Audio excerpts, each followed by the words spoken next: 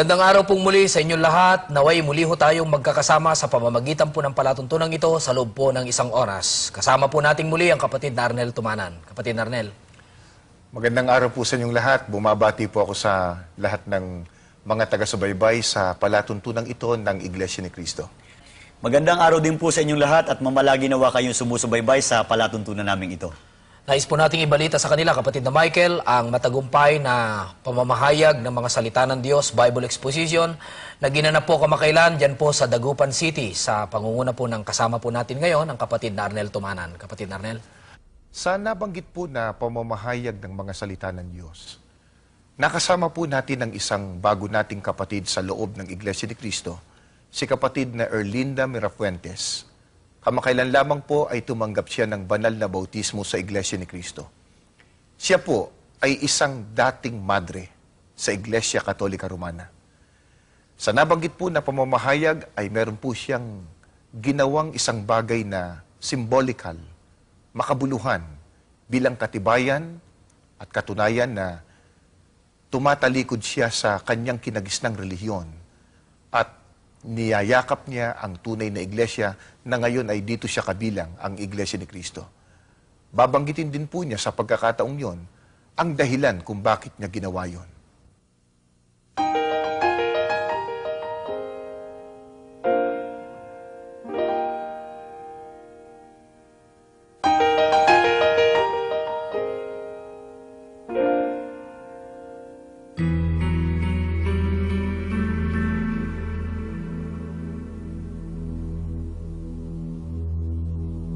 May makatwirang dahilan kaya upang ang isang ipinanganak na Katoliko,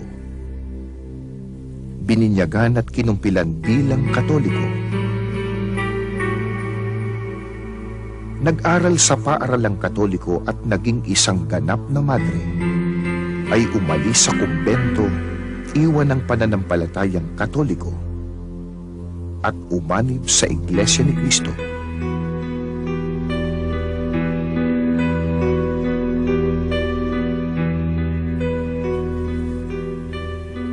Ngayon ay ibabahagi namin sa inyo ang kasaysayan ng pag-anib sa Iglesia ni Cristo ng isang dating madre, si kapatid na Erlinda Mirafuentes, na ngayon ay nakatala sa Iglesia ni Cristo sa lokal ng Dulag, Pangasinan. Ako po si Erlinda Calderon Mirafuentes. Ang aking mga magulang ay sina Julio Fernandez Mirafuentes. Yung father ko namatay ng maaga. Kinupkup ako ng tiyuhin ko. Kaya yung nagiging permanent residence ko sa Cagayan de Oro City. Yung buhay pa yung lola ko, talagang nagisnan ko na sa kanya dahil maliliit pa kami. Lagi nila kaming sinasabihan na tuwing alas 6 ng hapon, luluhod na kami sa altar namin. Tapos nagro-rosaryo na kami at saka nagdadasal ng Angelus. Mula sa angkan ng mga debotong Katoliko sa Mindanao, si Sister Erlinda ay lumaki at nagkaisip na isang aktibong Katoliko. Kaya't maging sa panahon ng kanyang pag-aaral, hindi niya nakaligtaan ang mag-ukol ng panahon para sa pagiging mabuting Katoliko.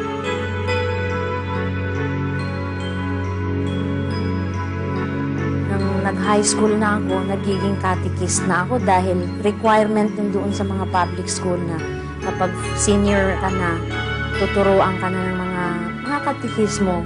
Kaya requirement sa amin na magiging catechist yung mga senior.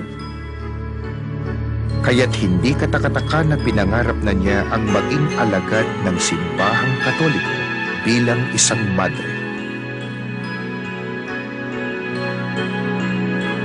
Nang tumuntong siya sa kolehiyo, pumasok siya sa dalubhasaan na pinangangasiwaan ng mga madre. First year to second year college, doon sa mga madre na, mga Franciscan sister sa Oroquieta City. Tinatawag yung eskwelahan nila is Stella Maris sa college. Meron doong department na formation center na magturo o kukuha ng kurso na religion teacher course.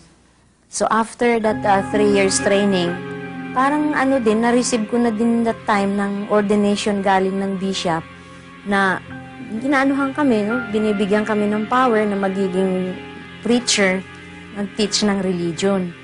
Dahil kasama namin lagi yung mga sisters. Kaya sabi ko, ay magandang magiging madre. Tapos yun na, para ding pinupush ako ng mga kamag-anak ko dahil sabi nila, ay ikaw yung bunga ng bagong generation. So, maganda ngayon, merong sumibol na bagong religious sa ating pamilya. Nung i-trace ang bukasyon, nasa Fernandez side. Kaya yung lola ko, na kapatid ng lola ko rin, sabi nila, monha. Tapos meron siya mga pinsan at sa mga kapatid niya na nagpari, merong natuloy, meron din hindi. So kaya, kahit ititrace yung mga Fernandez family sa Davao City, mga Fernandez talaga mga devoted, religious, Catholic na puro, sabi na puro. Ganun. Kasi nang pumasok din ako sa kumbento, meron din akong pinsan doon, si Sister Doris Fernandez, pero lumabas din una sa akin. So, yung 1979, sabi nila, okay na, pwede ka nang pumasok sa loob. Ganun. So, 3rd year ako noon, tapos doon na ako nagtapos ng DSE sa loob na ng kumbento. 1979, pumasok na ako formally talaga sa Novatiate sa Quezon City, St. Mary's Novatiate. Yung 1981, August 15 yun dahil fiesta yun ng Assumption of the Blessed Mother. Alam naman ng lahat na yung RVM, Religious of the Virgin Mary, ay talagang yung devotion nila yung sa Mary, Assumption of Mary. So, August 15, 1981, I made my first vow. The vow of, sabi na, the vow of perfect chastity, evangelical poverty, and the Marian obedience. Sa paniniwala na ang kanyang ginawa ay makabuluhan at tinatanggap ng Panginoong Diyos, naging masigasig si kapatid na Erlinda sa pagtupad ng kanyang tungkulin bilang tagapagturo ng relihiyong Romano. Pinadala ako agad doon sa Papua New Guinea as a missionary, young missionary sister. So, unang-una nga talagang takot ako dahil siyempre alam ko na sabi daw doon sa Papua New Guinea, cannibal daw yung mga tao. First time ko doon, kaya sabi ko, anyway, God is there kasi napag-aralan din namin yun for how many years sa loob. So, I've been assigned there. Nagturo ako sa public school sa Lesse Catholic Mission ng Kerima Diocese, Gulf Province ng Papua New Guinea. So, bali, almost 2 years din ako doon. I was transferred to Borongan, Eastern Samar. Meron kami doon, isang mga RVM, may eskwelahan doon sa Eastern Samar. So, natapos ko din yung 2 years doon sa Samar. April 1, 1989, nagkakaroon doon ng affirmation or yung tinatawag din na perpetual vows. Magiging professed sister na. So, yung final vows, bali, sabi nila, tapos nagre-receive ng ring, ganon. Tapos sabi, yun na nga, full-fledged member ng mga sister.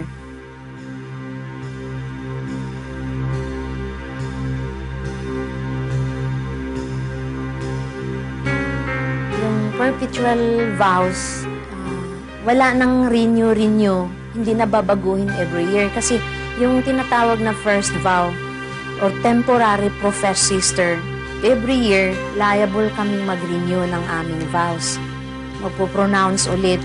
Pero yung perpetually, wala nang i-renew dahil final vow na. Palibhas ay nagtuturo ng relihiyon sa mga paaralang Katoliko.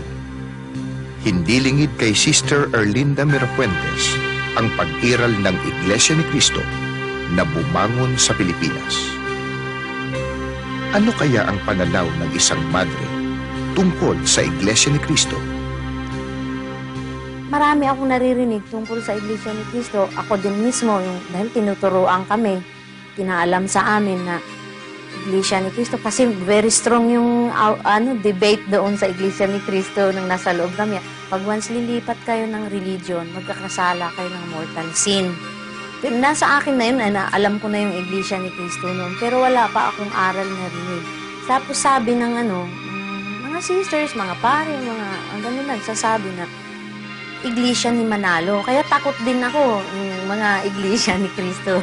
Sabi, pag tatalikod ka doon sa relihiyong Katoliko, tinalikuran mo si Cristo mismo na yun ang founder ng Catholic. Tapos lilipat kayo doon sa kay Manalo na tao. So tinalikuran ninyo yung God, ipapalit ninyo ngayon yung tao ni si Manalo. Ganon. Sa kabila ng ganitong mga paratang at pagtuturo sa kanila sa kumbento at pagiging abala sa mga pagtuturo sa paaralan, hindi nalingid kay Sister Mirafuentes ang katotohanan tungkol sa Iglesia ni Cristo sapagkat nagsaliksik siya ng katotohanan. Open ako, hindi ako masyadong nagtatago. Kung ano yung mga hinahanap ko sa buhay ko, I've been searching for peace, naghahanap ako kung saan talaga ako mapalagay, ganun. Kasi sabi ko, for 14 years na ngayon, hinahanap-hanap ko yung meaning ng buhay ko. Tapos, katotohanan, ganun. Tapos yung kaligtasan, sinasabi ko openly, pero yung pala itong Iglesia ni Cristo na ito, itong si Aldi de la Cruz, nakikinig lang lagi sa akin. So one time, ini-invite niya ako, sabi niya, kung totoong naghahanap ka ng tunay na, yung katotohanan, no, ganun, pwede kang, maimbita. Sabi ko, saan? Sabi niya, pwede kang mag-observe sa pagsamba namin. So one time, dinala niya ako doon sa kapilya ng Muntinlupa sa Manila. Nung pagpasok ko, yung na-feel ko yung iba, sabi ko, ay, very holy sila dito. Tapos umaawit na yung mga choir. Nag-touch ako dahil choir din ako. Sabi ko, iba yung nila, the way they sing. Sabi ko, maganda dito. Pero na-touch ako noon. Na-touch ako doon sa lalo na umiiyak sila, no? Sabi ko, bakit kaya? Hindi ko alam naman na pipikit ba. Di nanood ako. Dahil sabi, mag-observe di nag-observe ako. Ganun. Tapos na yung nag-preach na yung ministro. Ay, ang ganda ng pagturo niya dahil, yung niya, pagkasunod-sunod, tapos lahat binabanggit niya yun sa Biblia. Tapos yung nagkataon yun doon na about responsible parenthood, yung topic na tayo. Napakaganda, kaya nga hanggang ngayon, nandiyan ba sa isip ko yung pinipreach niya. So sabi ko, yung tingin ako dahil sabi nga ng kaibigan mo, mag-observe ka. Tinitingnan ko, sabi ko, bakit parang ayaw gumagalaw itong mga tao? Yun bang kaayusan, Oo, tapos walang ingay dahil sa, pwede ka naman makipag-usap, nagwawalo yung pare, So sabi ko, bakit malayo yung mga lalaki? Yung kaibigan ko lalaki kasi, tinitingnan ko, paano kaya yun siya pumunta? Nakita ko doon sa dulo, sabi ko, ay, iba sila dito, hiwalay ka na. Pero nagustuhan ko.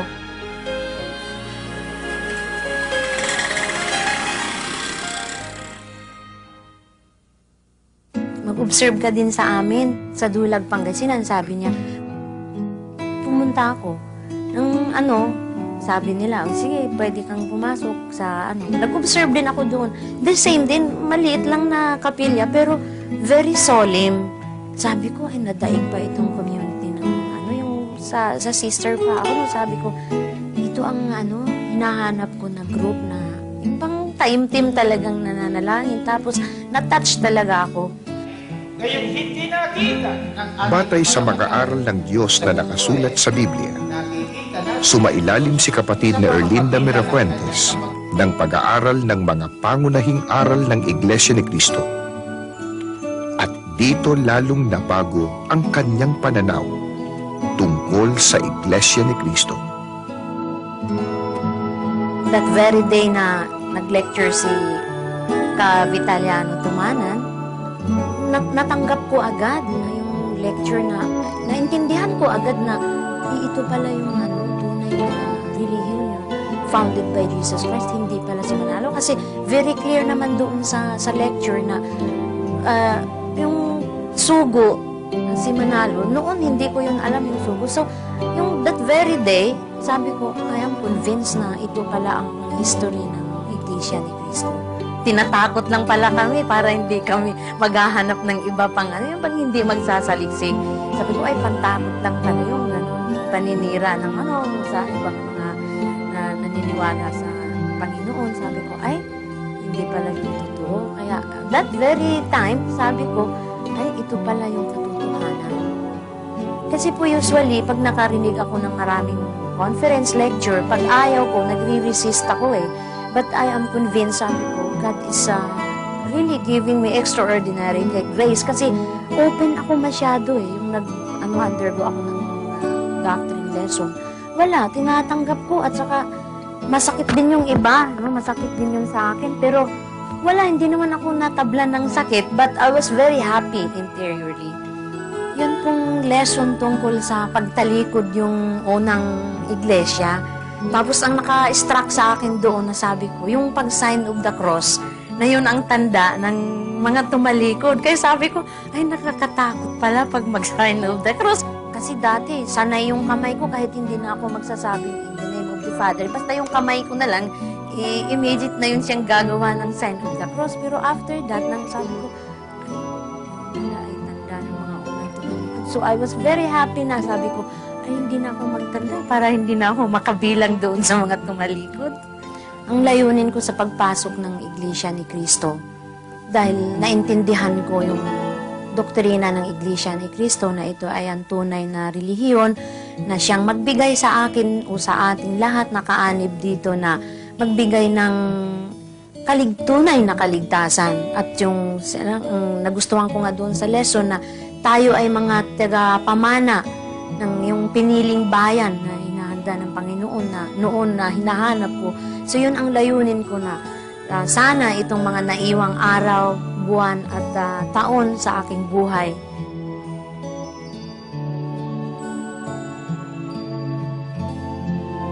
Matupad ko po yung layunin ko bilang kaanib sa Iglesia ni Cristo, yung paglingkod ng Panginoon. Unang-una, yung pagsunod ng kanyang mga utos. Yung marami kasing utos doon na hindi ko nalalaman noon.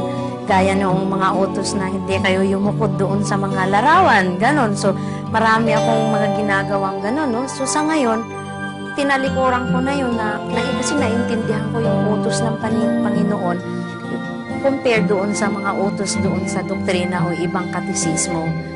And then, yung paglilingkod sa Panginoon sa pamamagitan ng kapwa-tao, yung pagtupad ng mga tungkulin, yung pakisama sa mga kapatid, tapos kung ano ang mga kailangan, ay tutulong kung ano man ang mga activities, gawain sa kapisanan ng Iglesia ni Cristo or itong halimbawa yung lokal ng dulag, paano ako magiging instrument na matupad ko yung layunin ko, maglingkod sa Panginoon at sa kapwa. That I will die as an Iglesia ni Cristo and I will become heirs of heaven.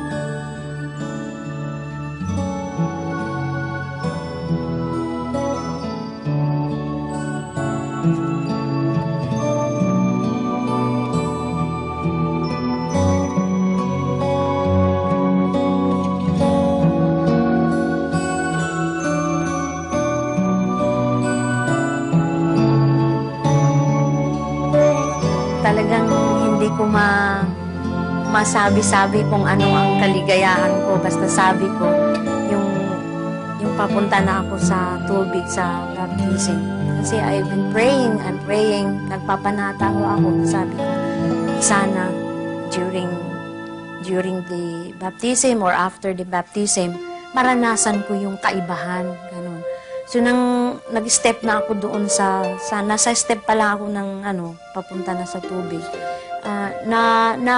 I felt strongly yung, nag-iba talaga yung aking, at saka, nawala yung, yung mga burdens ko, yung worries ko, lahat. So, hindi masukat at hindi ko maipaliwanag yung saya at tuwa ng after ng baptism ko.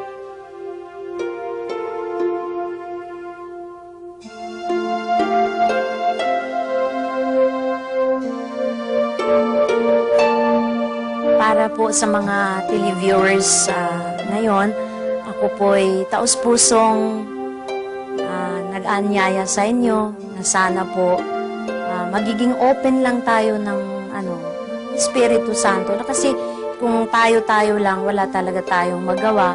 Kaya kung maging bukas tayo sa ibang aral, malalaman din natin yung katotohanan.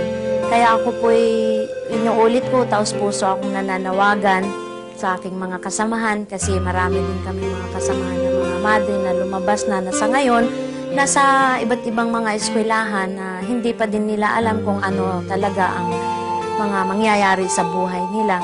Kaya ako'y nananawagan, lalong-lalo na yung mga kasamahan ko, mga kaibigan ko, at saka yung mga kasamahan ko din, mga kilalang mga pare, na sana po'y maintindihan ninyo ako at saka masabi ko lang na sa aking pagsasaliksik, nalalaman ko ang katotohanan at sana po kayo naman din ay mananaliksik din at hindi lang kontento sa aral na walang ibang matutuhanan kundi nandyan lang na confine. So ako po'y nananawagan sa inyo na sana po mananaliksik at makinig sa ibang aral, lalong-lalo na sa tunay o totoo na relihiyon sa Iglesia ni Cristo. At higit sa lahat, nananawagan ako sa aking mga kamag-anak, lalong-lalo na sa aking mga kapatid, na sana maintindihan ninyo ako at matanggap ninyo ako na ganito na ang estado ng buhay ko na kamadre-madre, tapos lumipat sa Iglesia ni Cristo. Ang masasabi ko lang, noong una pa ako'y nananaliksik ng katotohanan at sa ngayon, natagpuan ko ang katotohanan na binigay ng Panginoon sa akin dahil matagal ng taon na ito ay hinahanap ko. At masasabi ko lang, God really is good and He is our divine providence. And lagi siyang nagpo-provide sa akin sa aking paghahanap ng katotohanan.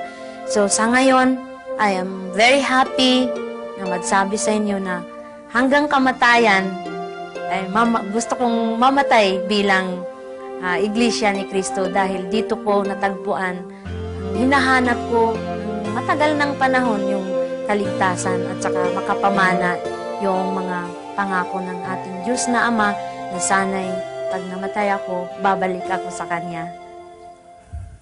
Sa bawat pagbabautismo ay may nararagdag na kasaysayan. Kasaysayan ng mga pagsasaliksik ng katotohanan. At pagkakasumpong dito ay ang pagnanais na ibalita ang katotohanan natagpuan at ipamahagi ang tunay na pananampalataya na maghahatid sa tao sa buhay na walang hanggan, sa piling ng Ama sa kalangitan. Meron tayong isang kapatid ngayon na minarapat ko pong ipakilala. Dati pong kabilang sa Iglesia Katolika Romana at isang dating madre. Si kapatid na Erlinda Mirafuentes.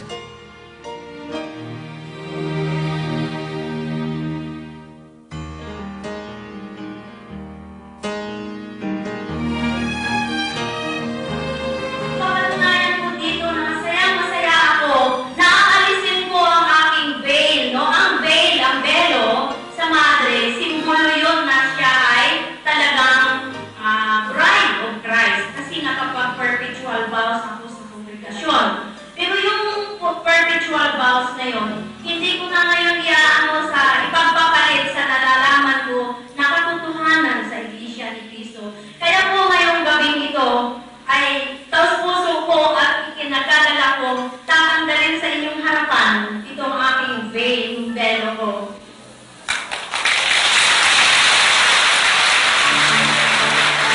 Kaya po ako'y nananawagan ngayon ng buong puso ko at sa aking panalangin na sana po maintindihan ako ng aking mga kapatid, mga kamag-anak, mga kaibigan, lalong-lalo na yung aking mga kasamahan sa loob ng kumbento na marami pang nandoon at sa mga kaibigan ko nasa labas na sana po kayo'y hindi hihinto na mananaliksik kagaya po naghahanap ng katotohanan at sa bandang huli bago naman tayo mamatay, matagpuan natin ang tunay na kaligtasan, yung sinasabi na kapag tunay na anak na Diyos ng Ama ay talagang ibigay sa atin ang kaligtasan. Medyo dumadami po, kapatid na Arnel at kapatid na Michael, ang mga madre na pumapasok po sa Iglesia ni Cristo. Ang totoo po, kapatid na Levi at kapatid na Arnel, kung bubuksan lang po ang isipan ng mga madre po ngayon o kung ano mang pangkati ng pananampalataya ang kanilang kinaaniban, tiyak po ay aanib sila sa loob ng tunay na iglesia. Hindi katakataka yan, kapatid na Levitt, kapatid na Michael. Totoo, nasa Biblia din, merong dating manguusig sa iglesia, si Apostol Pablo, nung siya si Saulo pa. Subalit nung makaunawa ng aral ng ating Panginoong Sukristo, nung marinig niya ang aral ng ating Panginoong Sukristo, hindi lamang naging kaanib sa Iglesia ni Cristo, naging ministro o apostol pa sa loob ng Iglesia. At naway magpatuloy din po kayo sa pagsusuri sa mga aral ng Iglesia ni Cristo sa pamamagitan po ng palatuntunan ito. Kami po ay magbabalik.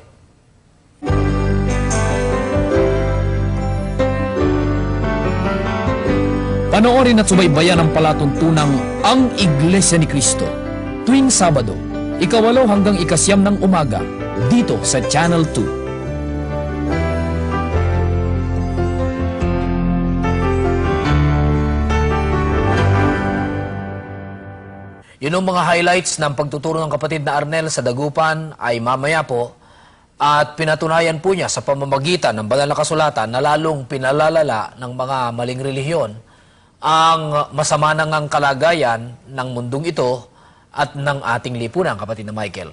At masasabi po natin na sa ngayon po ay nakalulunos ang kalagayan ng mundo at maging ng ating bansa. Kung ang pag-uusapan ay mga bagay na para sa pamumuhay, mga bagay halimbawa tungkol po sa araw-araw na nagaganap, sa krimen, maging sa mga panganib sa buhay, na taglay ng tao, na dulot ng man-made na kalamidad at maging ng mga natural calamities na ating nasasaksiyan na nangyayari, kapatid na Michael. At may pagkakataon pa nga po dahil sa mga pangyayari yan, marami po ang nawawalan po ng pag-asa.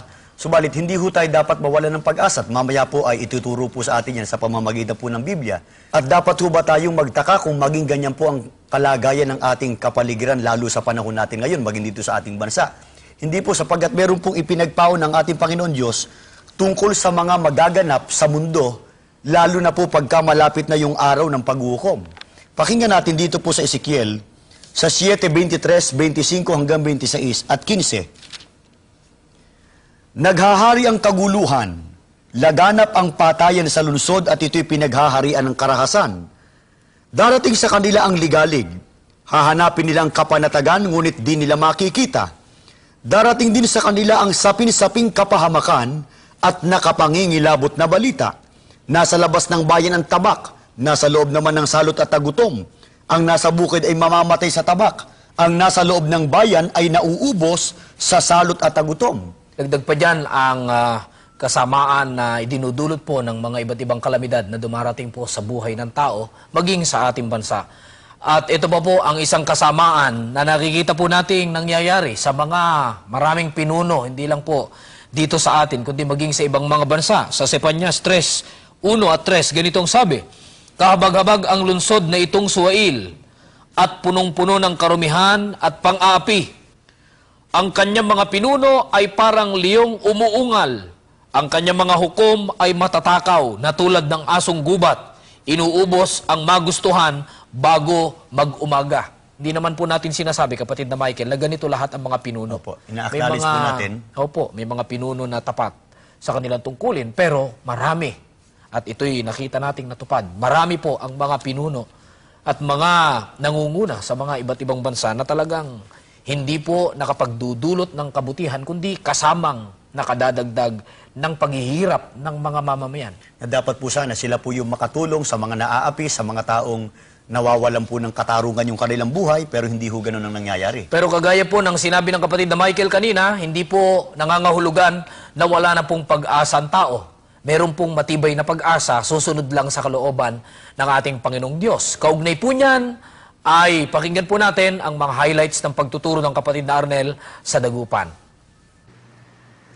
Isaias 48:17 hanggang 18. Ganito po ang pagtuturo ng banal na aklat. Pakinggan po ninyo at akin pong babasahin. Ito ang sinabi ng Panginoon ng iyong manunubos ng banal ng Israel. Ako ang Panginoon mong Diyos, ang nagtuturo kung ano ang pinakamabuti para sa iyo. Ang nagtuturo sa iyo sa daang dapat mo lakaran. Kung pinag-ukulan mo lang ng pansin ang aking mga utos, sana'y naging tulad ng ilog ang kapayapaan mo at naging tulad ng mga alon sa dagat ang iyong katwiran. Sabi ng Diyos sa tao, kung pinag-ukulan mo lang ng pansin yung utos ko, sana ang kapayapaan mo parang ilog. Sana naging tulad sa mga alon ng dagat ang iyong katwiran. Pero anong ginawa ng tao? Ang sinunod yung gusto niya. Ang sinunod yung hilig niya. Aba kapatid, Brad, ngayon maraming relihiyon eh. Bakit niyo sasabihin na ang tao hindi sumunod doon sa utos ng Diyos? Maraming laganap ngayong relihiyon. Nagtuturo ng ukol sa Diyos. Nagtuturo di umano ng aral ng Diyos. Tanong, ang nagsulputan po bang mga relihiyon ngayon sa daigdig nakatulong para mapabuti ang tao? Isaiah 41, ang talata po ay 29. Tignan ninyo, silang lahat ay huwad na uuwi sa wala ang kanilang mga gawa. Ang mga imahin nila ay mga hangin lamang at kaguluhan. Sila may sabi, hindi tayo. Binasa po natin ang Biblia. Ano po ang isang halimbawa ng huwad na uri ng paglilingkod sa Diyos? Huwag kayong magagalit. Ang sabi po, ang mga imahen nila ay mga hangin lamang at kaguluhan. Sa makatwid, pagka-relihiyon, pagka-iglesia, nahuhulog sa pagsamba, sa pagluhod, sa mga imahin o mga larawan, nakalulungkot man na sabihin, pero totoo, ang sabi ng Diyos, silang lahat ay huwad. Dito po sa idinagdag ng Iglesia Katolika na aklat sa Biblia, meron pong isa doon, kung tawagin, Karunungan ni Solomon. Ang atin pong pinag-uusapan, nakatulong ba ang pagsulpot ng mga relihiyon sa ikatitino at ikabubuti ng sangkatauhan? May ang sabi ng Diyos, silang lahat ay mga huwad at ang kanilang mga imahin ay mga hangin lamang.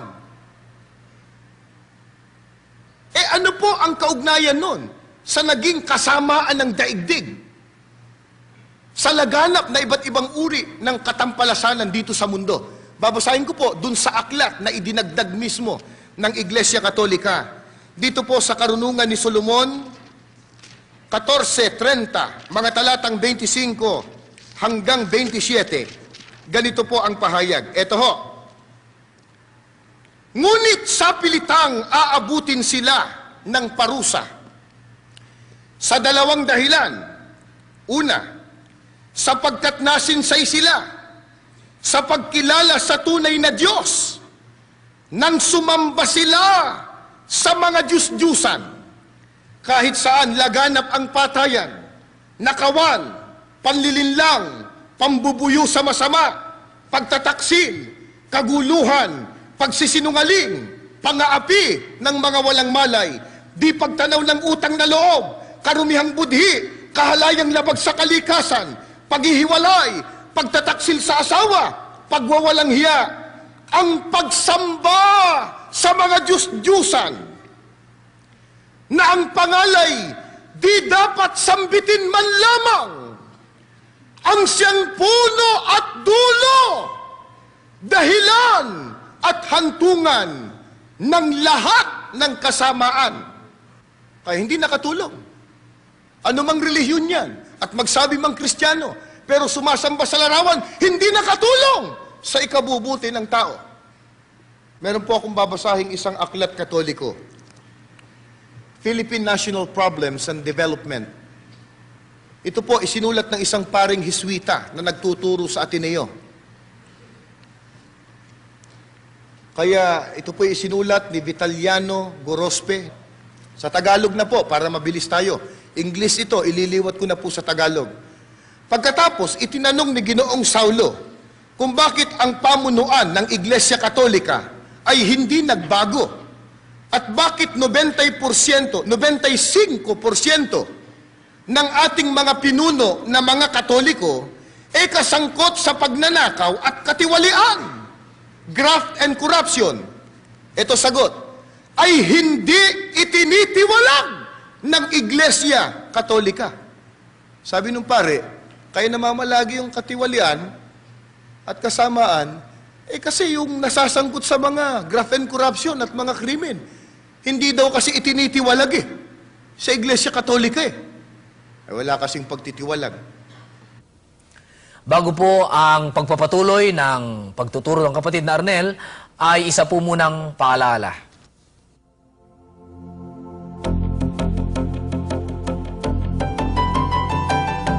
Kung nais magtanong, sumulat sa Ang Iglesia ni Cristo, care of Iglesia ni Cristo TV Productions, Iglesia ni Cristo Central Office, Diliman, Quezon City, 1107. O kaya'y tumawag sa telepono bilang 924-4311 at 981936.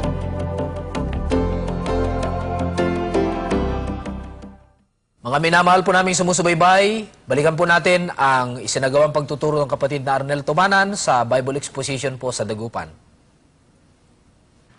Abay, ako hindi lumuluhod sa larawan. Ako hindi kabilang diyan. Wala kaming ribulto, wala kaming imahin.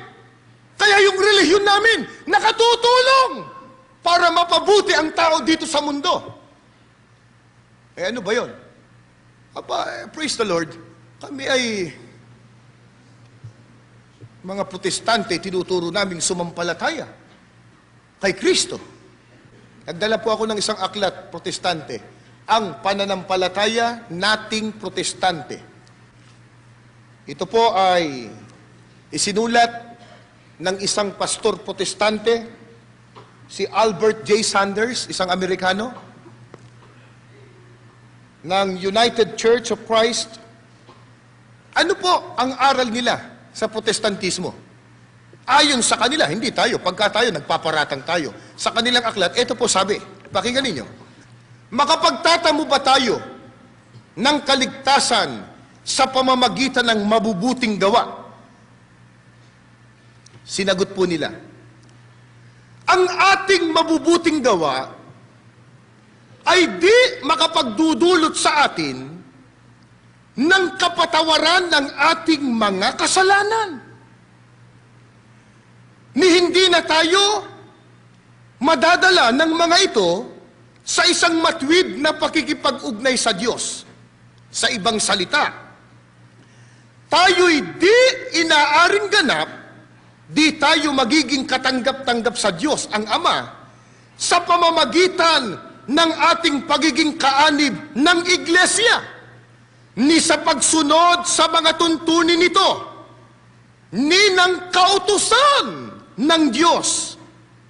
Hindi hinihintay ni Kristo na ang tao ay maging mabuti, ni gumawa muna ng gayon o ganitong gawaing relihiyoso bago niya ariing ganap.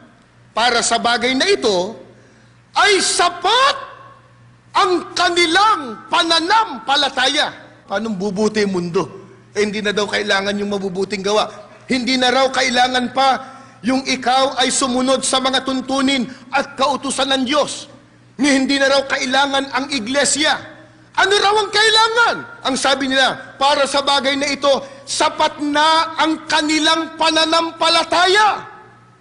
Kaya yan po ang inyong mapapakinggan Sumampalataya ka lang! Ligtas ka na! Ang tao, lalo na yung tamad, wala ka palang gagawin. Isipin mo, sasampalataya ka lang. Praise the Lord! Sama na ako dyan! Totoo ba yung sinasabi nila? Hindi na raw kailangan ang mabuting gawa. Hindi na raw kailangan ang tuntunin at kautusan ng Diyos. Hindi na raw kailangan ang iglesia para ang tao'y maligtas. Ang kailangan daw sumampalataya ka lang.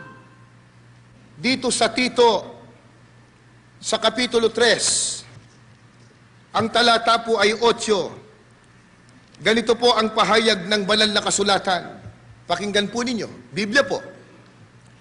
Tapat ang pasabi, at tungkol sa mga bagay na ito, ay ninalasa kong patutuhanan mong may pagkakatiwala upang ang mga nagsisipanampalataya sa Diyos. Sumasampalataya. Ano sabi? Huwag ka nang gumawa ng mabuti. Wala ka nang gagawin dahil sumasampalataya ka na. Ganun ba? Ulitin ko po. Upang ang mga nagsisisampalataya sa Diyos ay maging maingat na papanatilihin ang mabubuting gawa. Ang mga bagay na ito ay pawang mabubuti at mapapakinabangan ng mga tao. Ano pa sabi nila? Abe, hindi naman ikaliligtas daw yung mabubuting gawa. Totoo kaya yon? Pakinggan ninyo at ang babasahin ko po. Unang Timoteo 6:18 hanggang 19. Na sila'y magsigawa ng mabuti. Tandaan nyo yun? Hindi sinabing na sila'y sumampalataya lang. Ulitin ko po. Na sila'y magsigawa ng mabuti. Na sila'y magsiyaman sa mabuting gawa. Na sila'y maging handa sa pamimigay, maibigin sa pamamahagi na magtipon sa kanilang sarili ng isang mabuting kinasasaligan para sa panahong darating upang sila'y makapanangan sa buhay na tunay na buhay. Ano sabi ng Diyos sa kanyang mga lingkod? Gumawa kayo ng mabuti. Gagawa lang, magsiyaman kayo sa mabuting gawa. Ikaliligtas ba yun? Nagtitipon kayo ng mabuting saligan para sa tunay na buhay. Alin yung tunay na buhay? Ang buhay na walang hanggan pagdating ni Kristo sa araw ng kaligtasan. Kaya, tama ang sabi ng Diyos. Nakatulong ba ang relihiyon para ang tao ay mapabuti sa mundo? Ba hindi? Ano sabi ng Diyos? Silang lahat ay mga huwad. Ano halimbawa? Ang kanilang mga imahen ay parang mga hangin lamang. Yung imahen at pagsamba sa Diyos-Diyusan, ugat na dahilan ng kasamaan. Baka naman ang protestante, sumampalataya ka lang, mapapabuti ka na. Sabi nila, hindi na kailangan ang mabubuting gawa. Hindi nga bubuti. Ano sabi ng Diyos? Yumaman ka sa mabuting gawa. Ano sabi nila? Sumampalataya ka lang. Anong sabi ng Diyos? Yung sumasampalataya, panatilihin ang mabubuting gawa. Sana po kapatid na Levi ay tanggapin po ng ating mga televiewers yung katotohanan ng inihahayag po ng kapatid na Arnel batay po sa Biblia. Opo, at sana ngay mapansin po ng mga televiewers natin na talagang sa Biblia nakasalig ang ating aral at kahit po masakit na katotohanan ay tanggapin sana po ng tao sapagkat ito ay ikabubuti niya. Babalik po kami, mga mahal po namin sumusubaybay.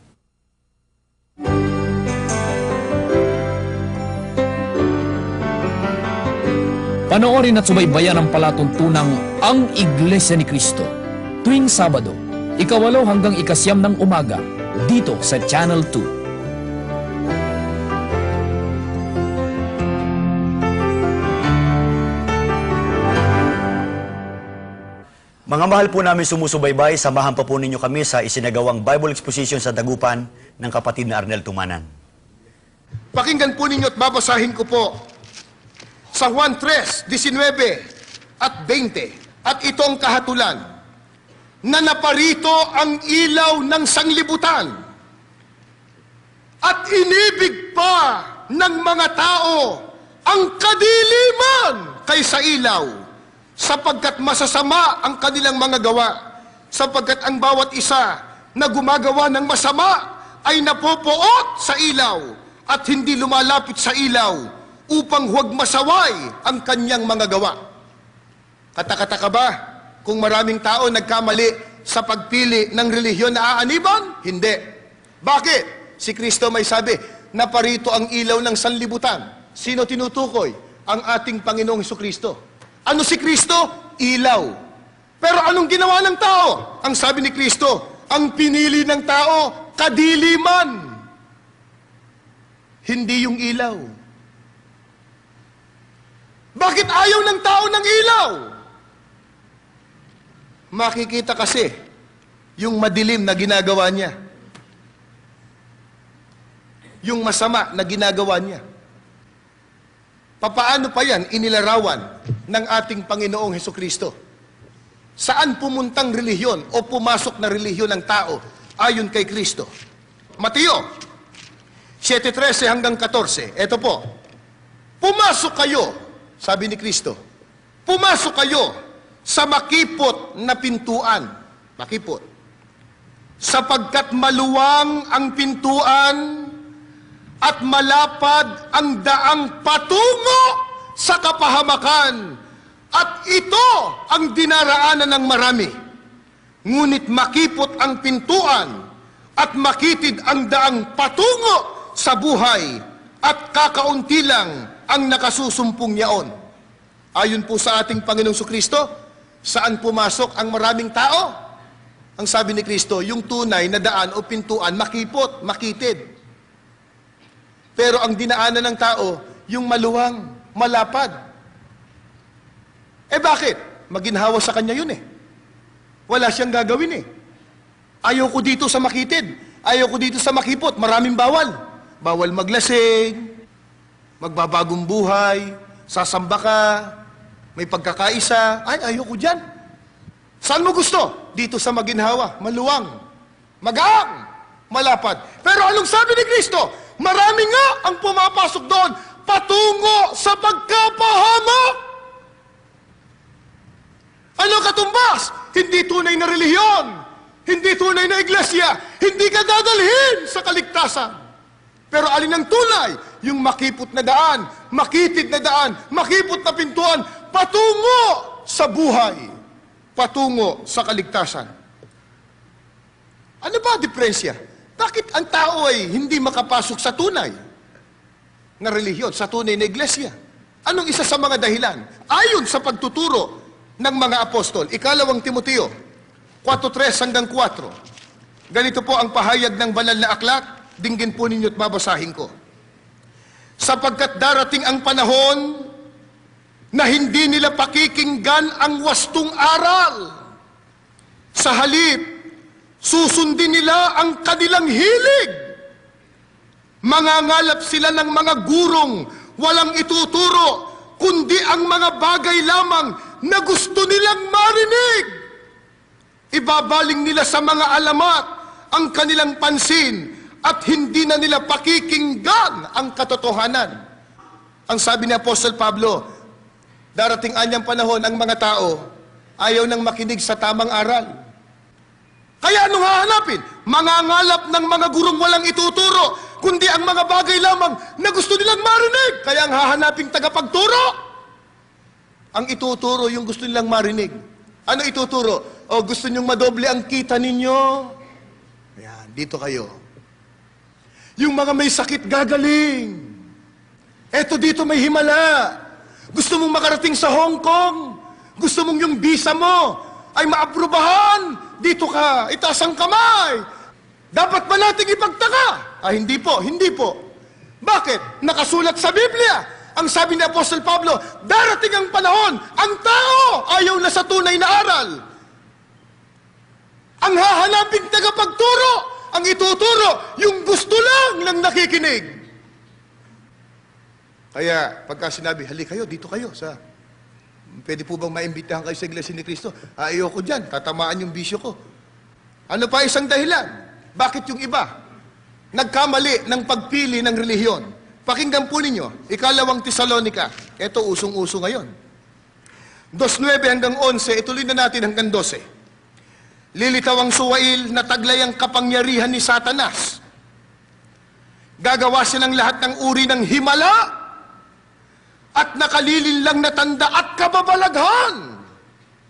Gagamit siya ng lahat ng uri ng pandaraya sa mga mapapahamak, mga taong maliligtas sana kung kanilang tinanggap at inibig ang katotohanan. Sapagkat hindi nila tinanggap ang katotohanan, ipinaubayan ng Diyos na sila'y malinlang ng espiritu ng kamalian at papaniwalain sa kasinungalingan upang maparusahan ang lahat ng pumili sa kasamaan sa halip na tumanggap sa katotohanan. Bakit yung iba nagkamali?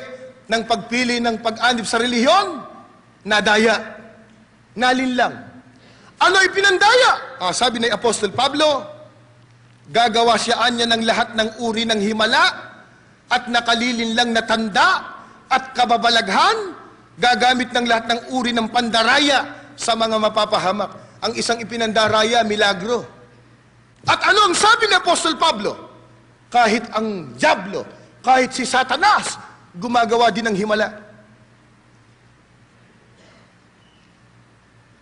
Kaya ang tao nadadaig, ang tao nadadaya, nalilinlang. Wala na ba tayong pag-asa? Laganap ang kasamaan, laganap ang kahirapan. Maraming nagugutom, maraming kalamidad. Walang matakbuhan. Sa harap po ng kalagayang yan ng tao, kapatid na Levi, ano po ba ang nalalabing pag-asa ng tao na itinuturo po ng Biblia? Yun hong pangako ng ating Panginoong Diyos na inasahan po ng mga tunay na Kristiyano. Gaya po ng mababasa sa unang Pedro 3:4, ganitong sabi at 13. Tuloy na po natin sa 18. Purihin ang Diyos at Ama ng ating Panginoong Hesukristo. Dahil sa laki ng habag sa atin ng Diyos, isinilang tayo sa isang buhay na pag-asa sa pamamagitan ng muling pagkabuhay ni Hesukristo. At sa isang pamanang inilaan niya roon sa langit para sa inyo. Ito'y hindi mawawala, masisira o kukupas. Kaya ihanda ninyo ang inyong mga isipan at pagkilos. Magpakatatag kayo at lubos na umasa sa pagpapalang tatamuhin ninyo kapag nahayag na si Jesucristo. Nalalaman ninyong kayo'y tinubos mula sa walang kabuluhang pamumuhay na minana ninyo sa inyong mga magulang. Hindi na mga bagay na lumilipas tulad ng pilak at ginto. Pagkatapos pong banggitin ni Apostol Pedro na mayroong buhay na pag-asa sa pamamagitan anya ng pagkabuhay na muli ng ating Panginoon Jesucristo. At ang pag-asang yan ay yan hong pamana na inilalaan doon sa langit. Isang kayamanan pong hindi mawawala, hindi masisira at hindi kukupas. Tiniyak po ng apostol kung sino ang makikinabang at mayroong pag-asang ganyan. Ang sabi po ng Biblia, nalalaman ninyo na kayo ay tinubos. Sa makatwid, kapatid na Michael, kailangang matiyak ng tao na siya'y makasama sa tinubos.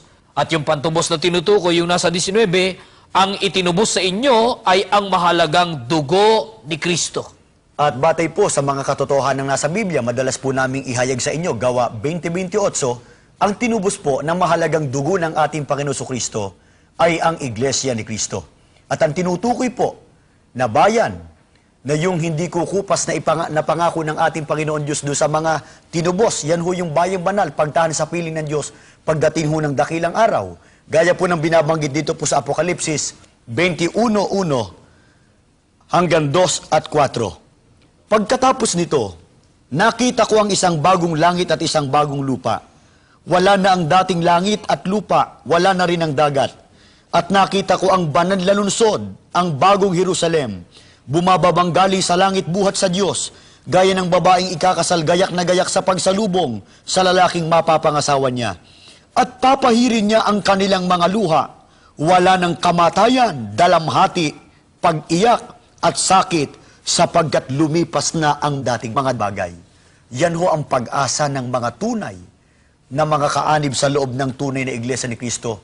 Bagamat marami hong tiisin at mga pagsubok na pinagdaraanan, pero makikita po ninyo, mga kaanib po sa Iglesia ni Kristo yung nagtitiis, nagtitiyaga, lagi nang hahawak sa magagawa ng Panginoon Diyos, sapagat ang aming pag-asa pagdating po ng dakilang araw, matatapos ang lahat ng hirap sa buhay na ito. Na dyan sa pag-asa niya, kapatid na Michael, ay gusto po nating makasama, umari lahat po ng tao. Pero para makasama po sa pag-asang ito, ganito ang anyaya ng tagapagligtas na si Jesus sa 1:19. Batay po dito sa Revised English Bible, sa Pilipino na po. Ako ang pintuan. Sino mang pumasok sa loob ng kawan sa pamamagitan ko ay maliligtas. Sa Gawa 20:28, ang tinutukoy po na kawan ay Iglesia ni Kristo. Kaya yung sinabi ng ating Panginoon Jesucristo, pumasok sa loob ng kawan, pumasok sa Iglesia ni Kristo. Ang pangako niya, maliligtas.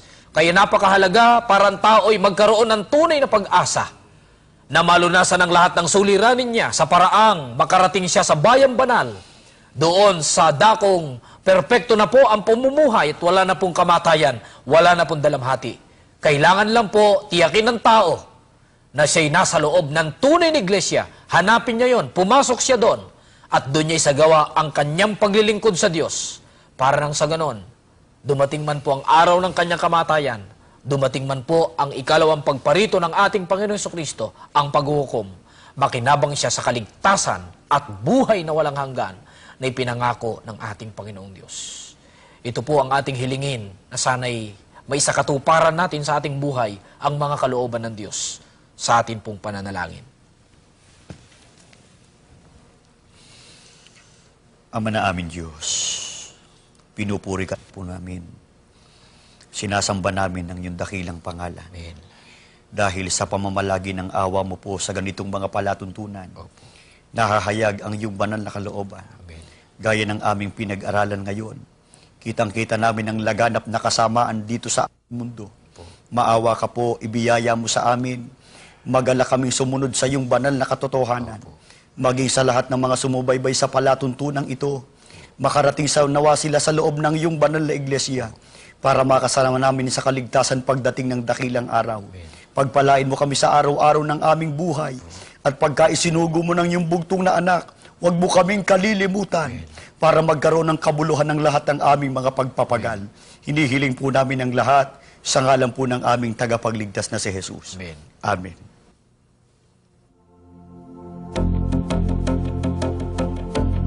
Kung nais magtanong, sumulat sa Ang Iglesia ni Cristo, care of Iglesia ni Cristo TV Productions, Iglesia ni Cristo Central Office, Diliman, Quezon City, 1107. O kaya'y tumawag sa telepono bilang 924-4311 at 981936.